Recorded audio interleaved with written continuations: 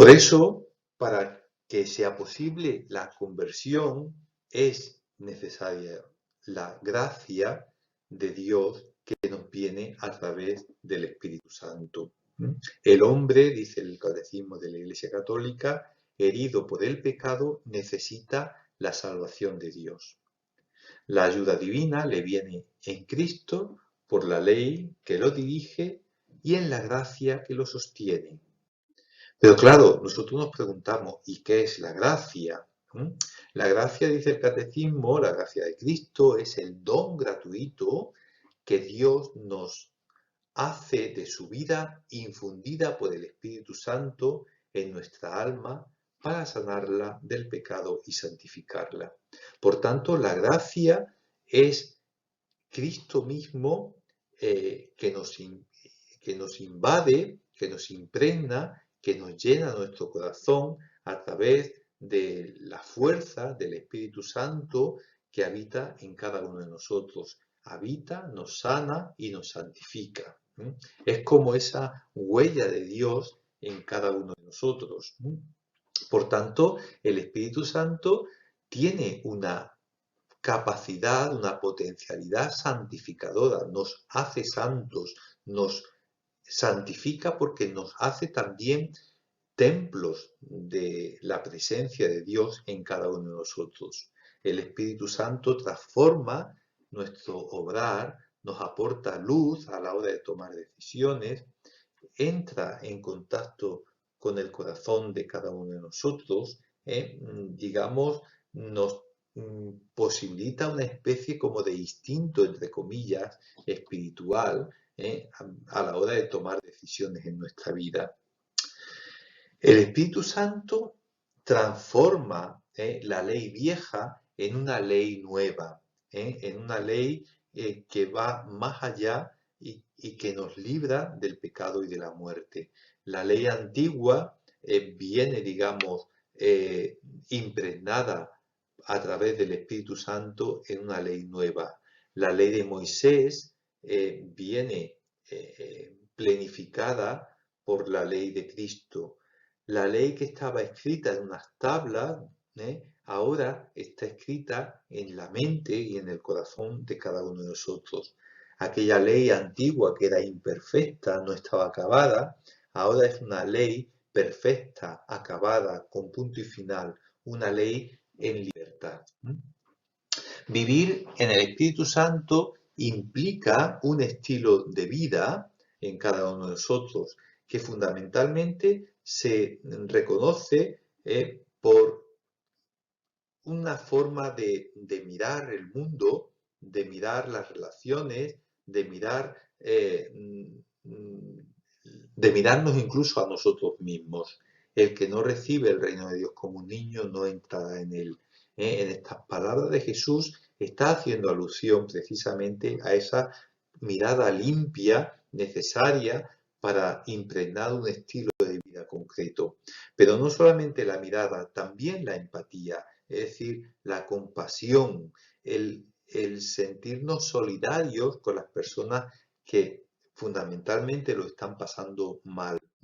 Y por último, no solamente la mirada limpia y la empatía, sino la sencillez de vida. Ser sencillo es precisamente lo que nos hace grandes en nuestro, digamos, particular forma de estar en medio del mundo desde el Evangelio.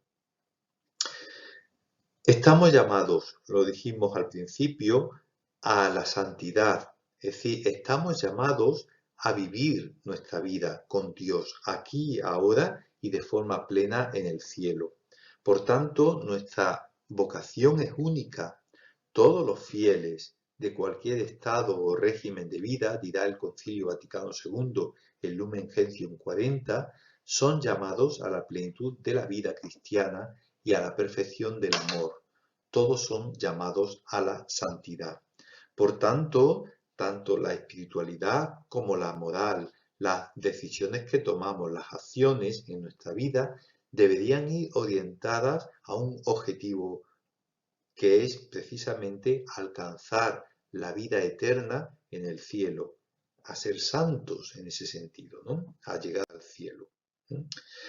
Y para eso contamos con los dones del Espíritu Santo, de la presencia de Dios en cada uno de nosotros. Los dones del Espíritu Santo son esas disposiciones permanentes que hay en cada uno de nosotros, que nos proporciona la presencia del Espíritu Santo y que nos hace, digamos, dóciles para seguir esos impulsos, esas sendas que nos van transmitiendo la presencia de Dios a través de su Espíritu. Los 7 grandes dones del Espíritu Santo, nosotros los hemos rescatado del libro del Antiguo Testamento del profeta Isaías, que en el capítulo 11, en el versículo 2, dice: el Espíritu del Señor estará continuamente sobre él y le dará sabiduría, inteligencia, prudencia, fuerza, conocimiento, temor del Señor. Por tanto, pidamos al Señor que nos envíe su Espíritu, que nos renueve por dentro, precisamente para invitarnos y darnos fuerza a esa conversión, a ese mirar al Señor. Pero nosotros miramos al Señor formando parte de la Iglesia. Vivimos nuestra acción en medio del mundo formando parte de una comunidad. El cristiano no es un ser solitario, sino solidario. Realizamos nuestra vocación a la santidad en grupo, en comunión, en iglesia. Y en ese sentido es en el que nosotros comprendemos que la iglesia es instrumento de la salvación y de la presencia de Dios en medio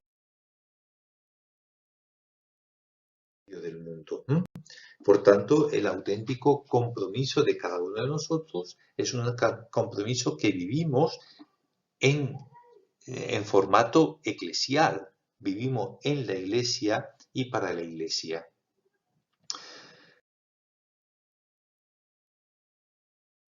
En la iglesia, el magisterio es un elemento fundamental a la hora de comprender y orientar las acciones que cada uno de nosotros como cristianos tenemos.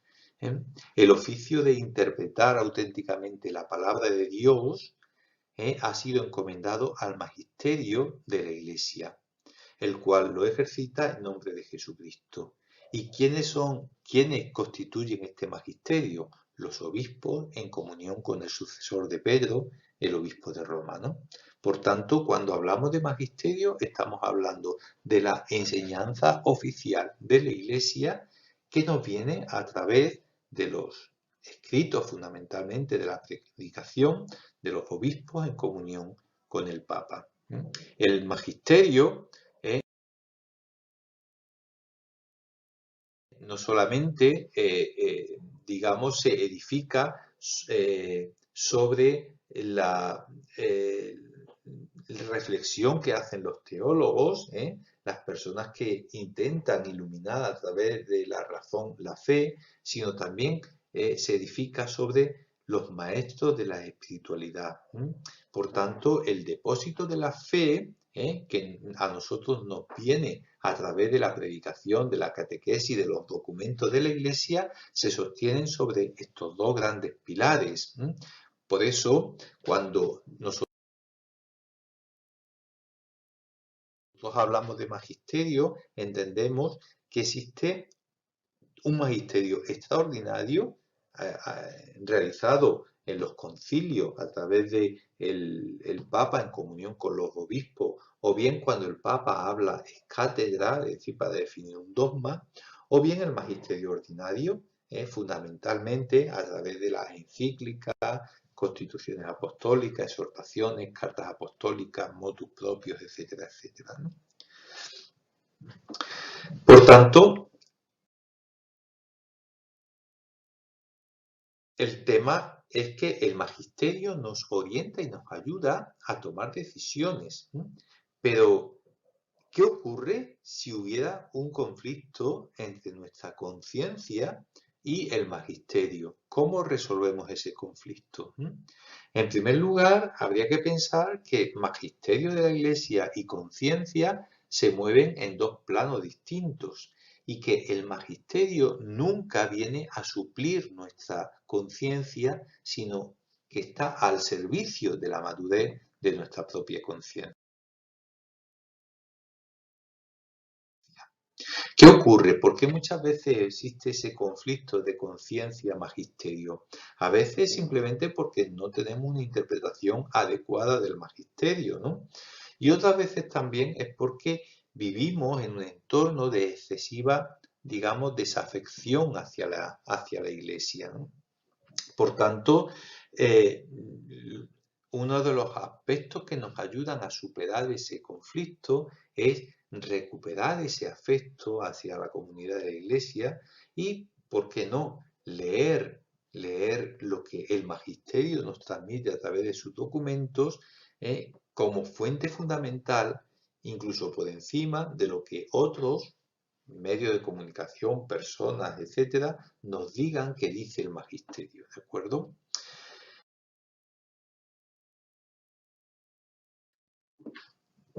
Recuperemos nuestra conciencia eclesial, nuestro sentirnos iglesia, leamos de forma directa los documentos de la iglesia y comprendamos precisamente esos documentos en el contexto, en el marco de la iglesia y en el marco de un magisterio que viene a ser servicio para edificar nuestra conciencia individual. Por tanto, sabiendo que la conciencia es el núcleo más importante, el sagrario del hombre, el lugar donde nosotros nos sentamos solos con Dios, el lugar donde resuena la voz de Dios en lo más íntimo de nosotros, descubramos que el magisterio precisamente debe iluminar a esta conciencia moral y no debe contribuir a que la conciencia deje de ser conciencia, sino al contrario, de que esta conciencia cada vez sea más adulta, más madura. Por tanto, un importante paso sería hacer que nuestra conciencia, que es individual, no termine siendo individualista, sino que sea una conciencia eclesial, una conciencia individual en comunión con la Iglesia.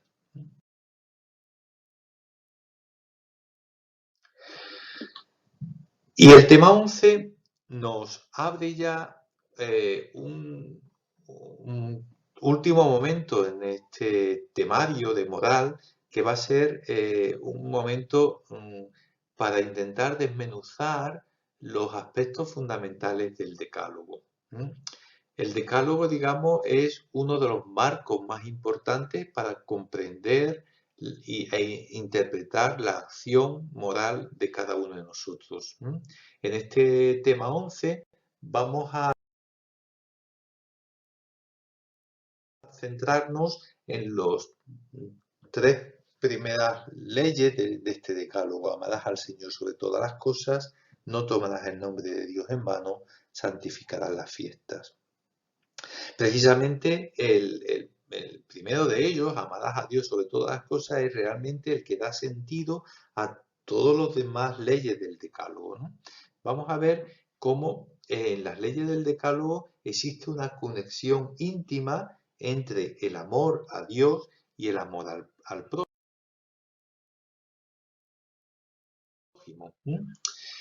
El decálogo en el Antiguo Testamento viene ya preparado por los contextos de las distintas alianzas que vemos en el Antiguo Testamento. La alianza que se da entre Dios y la humanidad después del diluvio universal, esa alianza, digamos, cósmica. La alianza que se da entre Dios y el pueblo de Israel a través de Abraham y la propuesta del sacrificio de Isaac. La alianza que se da a través de las tablas de la ley, donde esa ley entra a ser el centro de la vida de este pueblo de Dios, ¿no? Por tanto, en ese contexto de alianza hemos de entender esta primera ley: amarás al Señor tu Dios con todo tu corazón, con toda tu alma, con todas tus fuerzas. Pero claro, amar puede ser un mandamiento. ¿Hasta qué punto puedo obligar, puedo mandar a amar? ¿Mm? Nos lo resuelve Jesús en un pasaje muy bonito, en el capítulo 10 del Evangelio de Lucas. Un maestro de la ley pregunta a Jesús para ponerlo a prueba: Maestro, ¿qué tengo que hacer para heredar la vida eterna? Jesús le responde: ¿qué está escrito en la ley? En el Decálogo, ¿qué lees? Amarás al Señor tu Dios con todo tu corazón, con toda tu alma, con todas tus fuerzas, con todo tu espíritu, y a tu prójimo como a ti mismo. Jesús le dice: has respondido exactamente, obra así y alcanzarás la vida. Por tanto, el amor es una propuesta, es una vocación, es una invitación, que precisamente toma forma en el amor al prójimo.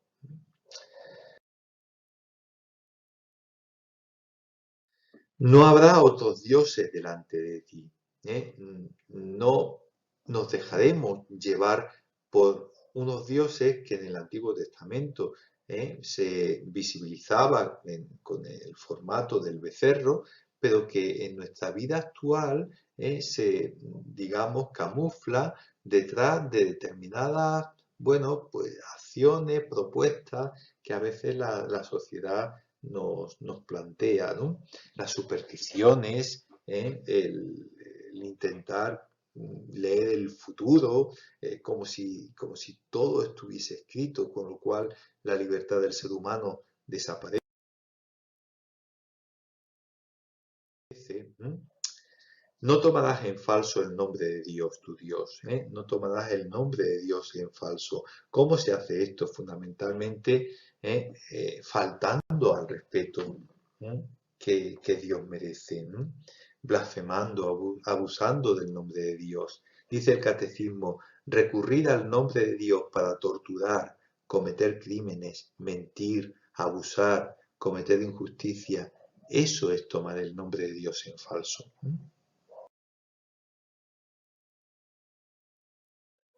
Y por último, santificar las fiestas, ¿no?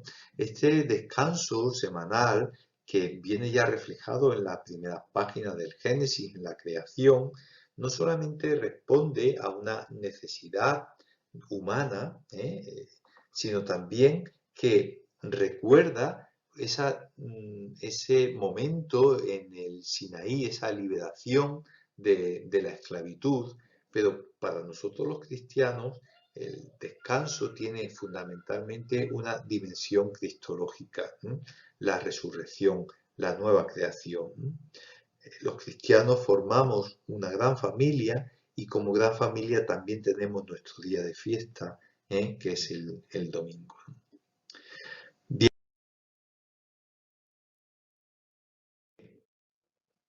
a través de la Eucaristía, en esa cena que recrea y enamora, como decía San Juan de la Cruz, nosotros santificamos esa gran fiesta, esa gran alianza que nos ofrece Jesús a través del pan y del vino. Comenzamos este último bloque, los temas 12 al 17 del módulo de moral, reflexionando sobre la persona como un ser social. La sociabilidad del ser humano nos lleva a reflexionar sobre nuestra relación no solamente con nosotros mismos, sino también con los demás. Precisamente cuando la moral católica se pregunta qué es el ser humano, siempre responderá en relación y en su relación con los demás seres humanos. Ya en el texto del Génesis, en la creación del ser humano, aparece que somos creados a imagen y semejanza de Dios, que somos creados con el objetivo y con el propósito de dominar la creación. Pero existe sobre todo una relación que nos define, una relación como hijos y como hermanos. Es una relación de filiación y de fraternidad. Es decir, el ser humano es anterior a la sociedad, pero está ordenado, está orientado hacia la sociedad. De esto, ¿qué podemos deducir? Que en nosotros se da esa doble dimensión, esa tensión entre individualidad y colectividad, entre libertad y búsqueda del bien común, entre el mundo de lo privado y de lo íntimo y el mundo de lo público, entre la moral personal y la moral social. El Concilio Vaticano II, en Gaudium et Spes número 12, recordaba precisamente que el ser humano ha sido creado no en solitario, sino en solidario. Desde el principio los hizo hombre y mujer. Esta sociedad de hombre y mujer es la expresión primera de la comunión de personas humanas, dice el concilio. Por tanto, el hombre es, por su íntima naturaleza, un ser social. No podemos vivir ni desplegar nuestras cualidades sin relacionarnos con los demás. Precisamente este es uno de los temas troncales que desarrollará el Papa Francisco en su última encíclica Fratelli Tutti. Por tanto, para conocerme a mí, tengo que conocer no solamente a Dios, sino también a los demás. Y en ese conocimiento yo me construyo. Vivimos en sociedad, pero la sociedad es una realidad formada también por tres elementos fundamentales: las personas, el ambiente o los ambientes en los que nos desarrollamos las personas y las estructuras que conforman esta sociedad. Precisamente en esa estructuración de la sociedad en personas, ambientes y organismos es donde nosotros buscamos, como cristianos, como creyentes, el bien común. El bien común no es solo y exclusivamente que todos estemos bien, por supuesto, pero el bien común es definido por el Concilio Vaticano II en Gaudium et Spes 26 como ese conjunto de condiciones de la vida social, de la vida en sociedad, que hacen posible a las asociaciones y a cada uno de los miembros de estas asociaciones y a cada uno de nosotros el logro más pleno y más fácil de la propia perfección. Tened en cuenta que cuando el concilio, cuando en teología se habla de la perfección, no se está refiriendo a no tener defectos, no tener pecado, no tener errores, no, sino llegar a la plenitud. Por tanto, el bien común implica buscar el alimento, el vestido, la vivienda, el derecho a la libre elección de Estado, a fundar una familia, para que eso se dé en todos y cada uno de los miembros, de los individuos que conformamos la sociedad. Por tanto, el bien común conlleva al desarrollo íntegro de todas las dimensiones de la persona y esto nos lleva a vivir de forma más plena los valores en sociedad, como son la libertad, la verdad, la justicia y el amor. En el tema 13 nos vamos a centrar fundamentalmente en la familia. ¿Por qué? Porque la familia, también lo dirá el Papa Francisco en sus últimas encíclicas, es la